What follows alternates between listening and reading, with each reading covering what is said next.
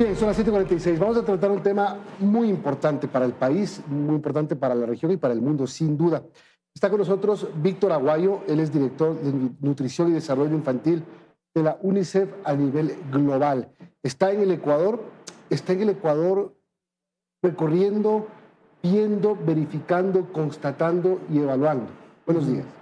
Buenos días, encantado de estar con vosotros. Bueno, ¿qué es lo que ha visto en el Ecuador en este tema de la desnutrición crónica infantil que ha tenido mucha repercusión, y yo diría mucho trabajo en los últimos 2-3 años? Bueno, lo primero que he visto es una preocupación que me parece una preocupación legítima sobre la desnutrición crónica infantil. Tenemos un país preocupado por la situación de la desnutrición y en el caso de UNICEF tenemos un equipo de UNICEF preocupado por la situación de la desnutrición en Ecuador. Hablemos de cifras. En el Ecuador en los últimos 2 años se dice, según la última encuesta del INEC, que bajamos 3.5 puntos más o menos porcentuales en desnutrición crónica infantil. En otras palabras, según el gobierno anterior eran 20,000 niños que salieron de esta condición. En otras palabras, dejamos de ser el penúltimo país de la región con mayores índices de desnutrición crónica infantil y pasamos a ser el cuarto. Hay un avance. Este avance, sin duda, usted lo califica. ¿Es poco, mucho, es importante? Yo creo que es un avance que nos inspira a saber que podemos hacer más y que podemos hacer mejor. El hecho es que hoy en día todavía 1 de cada 5 niños ecuatorianos sufre de desnutrición crónica y eso es lo que nos tiene que motivar para hacer mucho más y mucho mejor. ¿Qué es lo que hay que hacer? ¿Por dónde tienen que seguir avanzando los programas? Porque mucha gente piensa, desnutrición se combate con alimentación y no es eso necesariamente. Y quizás la alimentación, si bien es importante, no sea lo más importante. Hay cosas en las condiciones de vida que tienen que tener los niños para que puedan no tener desnutrición crónica infantil. Hay muchísimos países en el mundo que ya han hecho de la desnutrición crónica infantil una cuestión del pasado. Estos países son diferentes porque los contextos son distintos, pero algo que es común a todos ellos son, primero, una determinación política al más alto nivel, es decir, hacer de la prevención y de la eliminación de la desnutrición crónica una cuestión de Estado. Segundo, un énfasis fundamental en la prevención, esos primeros 1000 días de la vida de un niño. Y tercero, un enfoque multisectorial. Como tú decías bien, Milton, por supuesto, la alimentación y una alimentación de calidad es fundamental para que los niños crezcan y se desarrollen. Pero también necesitan agua, también necesitan saneamiento, también necesitan estimulación y, sobre todo, para los niños más desfavorecidos, una protección social. Quizás llegar con alimentación y mejorar las condiciones de alimentación de los niños, sobre todo en los 1000 primeros días, como usted lo dice y como las cifras lo dicen, la primera infancia es lo más importante, de eso depende el futuro de los niños. Pero en los trabajos de saneamiento ambiental, de alcantarillado, de agua potable, es decir, todo el tema sanitario, que no depende solo del gobierno central en el Ecuador, sino de un gobierno municipal, parroquial, provincial, eso hace que además los políticos tengan que ponerse de acuerdo y quizá en este país y en otros países vecinos es lo más difícil, que los políticos se pongan de acuerdo y que temas que a lo mejor no necesariamente son políticamente favorables, electoralmente buenos, sean importantes. El crecimiento y el desarrollo infantil tiene que ser una prioridad de país que trascienda colores políticos o ideales políticos. Tiene que ser una cuestión de país porque el desarrollo de la infancia es el desarrollo del país, es exactamente lo mismo. Tú has hablado de la primera infancia. Los 2 primeros años de la vida de una niña, de un niño, son para toda la vida. Lo que no ocurra en los 2 primeros años de la vida difícilmente podrá ocurrir después. ¿Qué hay que hacer en los 2 primeros años de la vida? Pues en los 2 primeros años de la vida de un niño o de una niña hay que ofrecer a esa niña o a ese niño todo lo que ellos necesitan para crecer y desarrollarse al máximo. Es decir, una gestación buena, que los niños y las niñas nazcan con un peso bueno al nacimiento, lactancia materna en los 6 primeros meses de la vida, una alimentación de complemento que aporte todos los nutrientes que las niñas y los niños necesitan para crecer y un entorno familiar que estimule, que proteja y que ayude a esos niños a crecer saludablemente. Estamos justamente ahora en una campaña por la leche materna para destacar la importancia, para que madres tengan esa conciencia de que la leche materna es fundamental en el desarrollo de sus niños. El año pasado se culminó una campaña masiva de vacunación infantil, 3,5 millones, si no me equivoco, fue la cifra. Es decir, por ahí se hacen cosas bien. Ujú. Por ahí se están haciendo cosas muy bien. La lactancia materna es la primera vacunación de una niña o de un niño. La primera línea de defensa de nuestra infancia es la lactancia materna. Nada es mejor que la leche materna. Quiero que esto quede bien claro. Y después, por supuesto, los niños tienen que estar vacunados para ser protegidos de esas infecciones que son tan frecuentes en la infancia y que pueden suponer no solamente que los niños se enfermen, sino también que se transformen en niños desnutridos crónicos. Ahora, la Sierra Rural del Ecuador es la zona con mayor incidencia en la desnutrición crónica infantil. Chimborazo, la provincia con mayor desnutrición crónica infantil, la sigue Bolívar. Y curiosamente, digo curiosamente porque es la única o la primera provincia de la costa que aparece, Santa Elena, la tercera. ¿Usted ha recorrido estos sitios? ¿Usted ha visto de primera mano qué pasa en estas zonas? Por desgracia para mí llevo solamente una semana en Ecuador y he podido visitar solamente algunas partes de Ecuador, pero acabo de regresar de Chimborazo, donde efectivamente, si bien las tasas a nivel nacional son de 2 de cada 10 niños sufren de desnutrición crónica, en la Sierra Rural sabemos que esta cifra se eleva a 3 de cada 10 niños. Es más frecuente la desnutrición crónica entre los niños que viven en el medio rural, en la sierra. El gobierno ha anunciado que tiene cerca de $300 millones dentro de su presupuesto para seguir logrando reducir los índices de desnutrición crónica infantil. Tiene un plan hasta mayo del próximo año.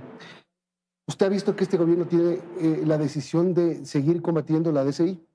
Yo creo que hay un deseo de seguir combatiendo la desnutrición crónica, de actualizar el plan estratégico de prevención y de reducción de la desnutrición crónica. Y sí quiero decir que gastar en la prevención de la desnutrición crónica es invertir en el futuro del país. Es decir, la prevención de la desnutrición crónica no es un gasto, es una inversión.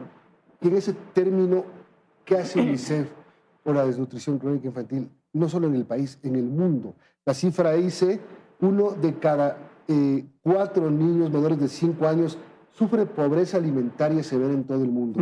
La cifra de UNICEF dice 180 millones de niños en el mundo corren riesgo de malnutrición grave. Es decir, son cifras no menores, son cifras alarmantes. Ecuador no es el único problema, hay países con muchísimos más problemas de desnutrición que Ecuador. ¿Qué hace UNICEF? Primero, recordar al mundo que la responsabilidad primera de la nutrición infantil en cualquier país es la responsabilidad del gobierno, no es la responsabilidad de UNICEF. Entonces, acompañar al gobierno, acompañar a los gobiernos centrales y a los gobiernos locales con el diseño de políticas, de programas y de servicios que contribuyan a prevenir la desnutrición crónica. Hemos lanzado ayer, como bien mencionabas, un informe mundial sobre pobreza alimentaria en la primera infancia, que efectivamente nos dice que tenemos aproximadamente 181 millones de niños menores de 5 años que en su primera infancia, en esos primeros 5 años, viven en pobreza alimentaria severa. Es decir, con una alimentación tan severamente pobre que esos niños no pueden, e insisto, no pueden crecer y desarrollarse como debieran. ¿De dónde se sacan fondos para los países en general para poder sostener esto, tratar de reducir, tratar de ir en mejores días? Porque me estoy imaginando Haití, me estoy imaginando países de África que tradicionalmente sufren de este problema. Primero y fundamentalmente del presupuesto nacional. Es decir, el presupuesto nacional tiene que ser capaz de contribuir de forma considerable a la prevención de la desnutrición crónica en la infancia. Después, en países ultrapobres, donde tenemos situaciones humanitarias que nos preocupan grandemente, y por supuesto Ecuador no pertenece a esa lista, el apoyo de UNICEF, el apoyo de organismos internacionales, incluido un apoyo financiero, es fundamental. Pero son situaciones de urgencia, situaciones de crisis humanitarias respecto a las cuales estamos absolutamente obligados. La inmensa mayoría de los países del mundo, incluido Ecuador, no están en esa situación y el presupuesto nacional tiene que ser la fuente principal de las políticas, los programas y los servicios nacionales de prevención. Ahora, es importante, como usted bien menciona, que los presupuestos nacionales de los gobiernos incluyan fondos importantes para atacar este problema, además de la eficiencia que tienen que tener los funcionarios que los gobiernos deciden. Pero el sector privado. Acá, por ejemplo, hay varias iniciativas privadas. El otro día conversaba con alguien de la iniciativa Sumar Juntos en la construcción de plantas de tratamiento de agua. El acceso al agua es de las cosas más importantes para que sea la base del saneamiento ambiental, de las mejores condiciones de salubridad de las personas. ¿Cuán importante tiene que ser la participación de los privados? Todos tenemos un papel que jugar en la prevención de la desnutrición crónica. El papel fundamental es el papel del gobierno central y gobiernos locales. La sociedad civil, el sector privado, otras organizaciones no gubernamentales pueden contribuir con innovación y con ejecución de proyectos que puedan ser innovadores y que puedan informar políticas y programas a nivel nacional. Todo ello tiene que hacerse de forma articulada y coordinada. Es decir, lo más importante es que todas las intervenciones sean sinfónicas, que no haya una cacofonía de intervenciones que puedan contradecirse unas con otras. O que no estemos privilegiando a ciertos grupos y dejando atrás a otros grupos igualmente importantes. Ahora, esta duplicidad de cosas que pueden pasar, es decir, que en una parroquia chiquita se construya una planta de agua y que no venga un privado y construya otra, es decir, que no se dupliquen esfuerzos vanos. ¿De qué más debería encargarse el sector privado? Cuando usted dice innovación, ¿qué es innovación en este tema? Innovación quiere decir que en el sector privado a veces dispone de hombres y de mujeres que por su formación pueden contribuir con nuevas ideas, nuevas tecnologías, nuevos enfoques, y el gobierno, el sector público, puede beneficiarse de esa capacidad de innovación que generalmente caracteriza al sector privado. Víctor, ahora hablemos de las cosas que se hacen bien y de sociedades que son ejemplo. Por ejemplo, el Perú. 9 puntos y pico en 5 años de reducción de tasa de DSI es un tema importante. ¿Cómo lo logra? ¿Usted nos puede contar un poquito de esa experiencia si es que la conoce? Porque es un país, digamos, similar al Ecuador. Similar económicamente, políticamente, geográficamente, culturalmente y socialmente. Sí, es cierto. Y bueno, primero quiero decir que a nivel mundial hemos visto una reducción muy significativa de la desnutrición crónica infantil. En los últimos 20 años hemos reducido el número de niños con desnutrición crónica en 55 millones, a pesar del crecimiento demográfico. ¿Hay razones para la esperanza? Hay razones para la esperanza. Latinoamérica es la región que más avances ha realizado y dentro de Latinoamérica la inmensa mayoría de los países están ya con una prevalencia del 10% o por debajo del 10%. Ecuador no está todavía ahí, Perú sí lo está. ¿Qué es común a todos los países que han avanzado? Primero, una determinación política al más alto nivel, al nivel de la presidencia. Segundo, una inversión en la prevención en esa primera infancia, en los primeros 1000 días. Tercero, un enfoque en la madre gestante y en el niño menor de 2 años. El cuarto, un enfoque multisectorial, mejorar la alimentación, mejorar la salud, el agua, el saneamiento y la protección de los niños más vulnerables y concebir el gasto en la prevención de la desnutrición crónica como una inversión de país. Nunca me cansaré de repetir esto. No es un gasto, es una inversión. Ahora, y vuelvo un poco al tema de los políticos, porque no necesariamente es un tema que da capital político. Yo escuché y tengo que reconocer, en la campaña electoral del 2021, Guillermo Lasso puso entre sus prioridades una guerra a la desnutrición crónica infantil. Y luego sí, los demás candidatos en el futuro que pasó después del 21 han venido incluyéndolo en sus temas de campaña y planes de gobierno. Es decir, esto es un paso también importante. Es un paso muy importante y yo creo que hay un capital político evidente, es decir, los hombres y mujeres que son capaces de eliminar la desnutrición crónica en un país son hombres y mujeres que serán recordados por el país, no me cabe la menor duda.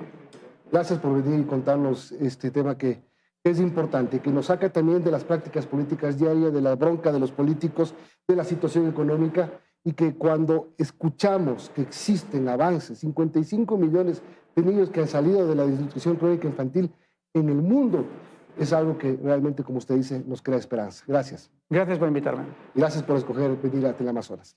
Muchas gracias. Víctor Aguayo es director de Nutrición y Desarrollo Infantil de la UNICEF a nivel global. Vamos a terminar, Liz. Sí, Milton, ya estamos despidiendo esta emisión. Enseguida vienen las noticias de la comunidad. Que tengan un buen día. Y por aquí nos vemos el lunes, así que también tengan buen fin de semana.